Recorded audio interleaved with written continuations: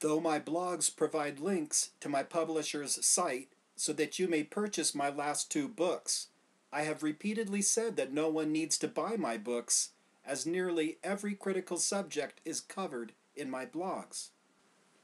In my teens, I realized I was burdened by unreconciled anger over the abuses I suffered during my 5 years in Catholic school, being the only non-religious heretic child in my class. I kept having thoughts of killing priests, and I knew that if I did not try to heal myself, I might end up putting those thoughts into action, so I decided to try to understand my abusers by reading the Bible. It was a slow start over a period of years, reading the New Testament here and there, and its many revelations about goodness and loving others was comforting, as it proved, as far as the Bible was concerned, that what those Catholics did to me was not at all true to the message of their beloved Jesus. I also began reading books about Edgar Cayce, popularly known as the Sleeping Prophet, who, in fact, never claimed to be a prophet, but rather a clairvoyant, or clear seer. In my mid-30s, I began to study the entire Bible, filling several notebooks with summaries of Scripture. It was around that time that I began volunteering as an aide to the activities director at a nearby home for the elderly, where I played the piano and conducted sing-alongs and held Bible study classes. One day, an 80-year-old Catholic woman named Alma spoke to me after our Bible study session and began crying, telling me she had seen her priest, who told her that her husband, who had died 10 years earlier, was in hell because he was not a Christian. She was heartbroken and told me that her husband was a wonderful man and that I would have loved him if I had known him. I told her that, well, of course he was a wonderful man, and surely I would have loved him, and that her priest should be ashamed of himself for lying to her and being so cruel.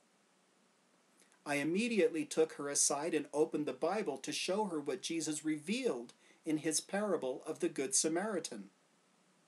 I reminded her that Samaritans were considered heretics and going to hell, and that Jewish priests were considered chosen by God and going to heaven.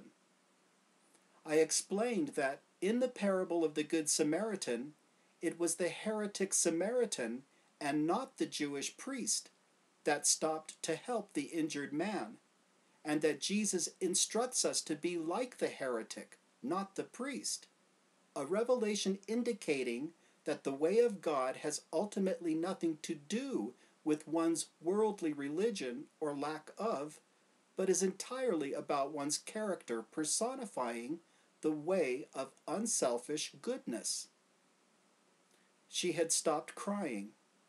I saw a wave of relief come over her face, and we hugged, and I headed for home.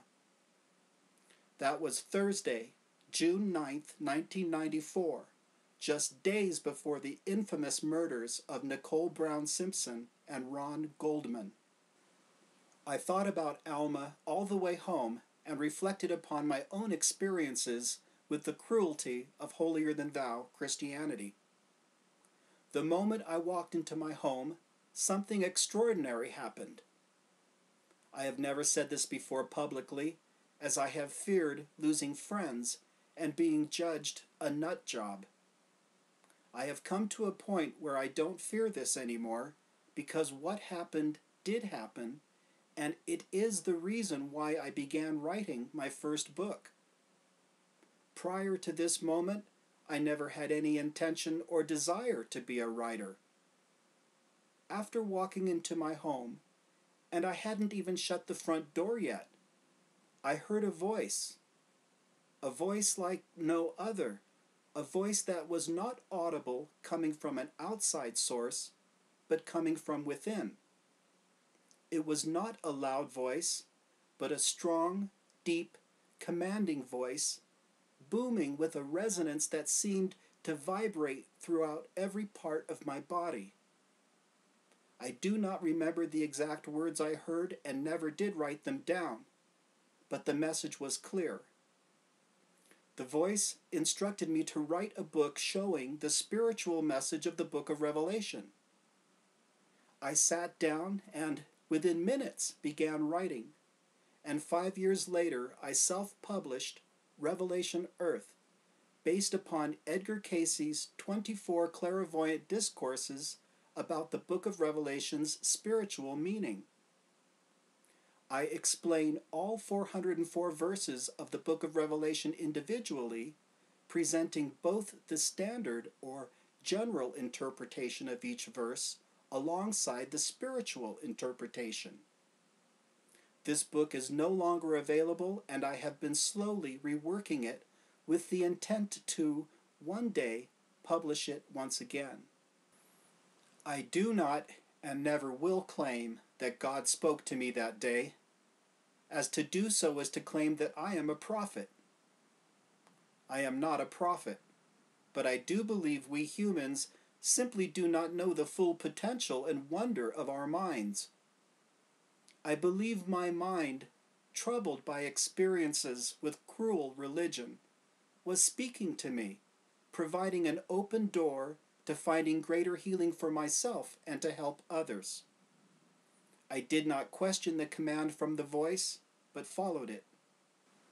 I am well aware that by telling this story, I may lose readers and even friends that may think I am a nut job.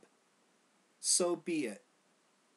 I am no longer afraid to reveal this truth because it happened, and it is the reason why I began writing books presenting the spiritual message of the Bible.